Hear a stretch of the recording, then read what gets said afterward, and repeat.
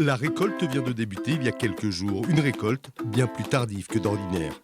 Tous les ans, on avait la première fleur le 23 septembre. Mais vraiment le 23, pas le 22, pas le 24, vraiment le 23, chaque année.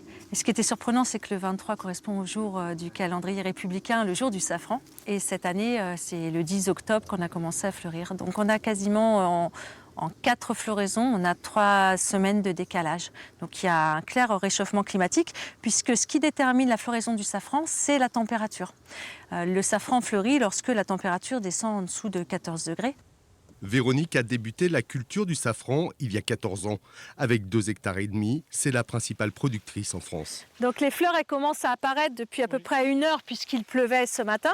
Productrice, formatrice et guide, elle reçoit aujourd'hui des visiteurs sud-africains en séjour touristique culinaire. C'est très important de faire découvrir le safran pour pouvoir lutter contre le faux safran. Il y a 86% de faux safran sur le marché mondial. Donc il faut promouvoir le safran des safraniers du monde entier. Originaire de Perse, cette variété proche du crocus demeure extrêmement difficile à cultiver, d'où un prix exorbitant, 30 000 € le kilo.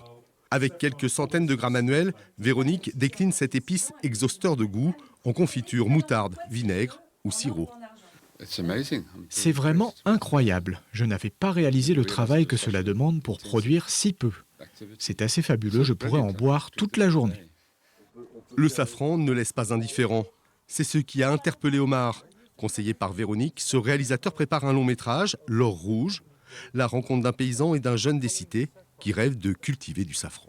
Le parcours initiatique de Nordine va commencer pour arriver à son objectif, c'est de faire pousser du safran dans cette terre grasse de France, en essayant d'embarquer tout le monde dans le tourbillon de son utopie, c'est-à-dire sa famille, ses parents, les obstacles de la cité, les obstacles des parents, le monde, la réalité du monde agricole.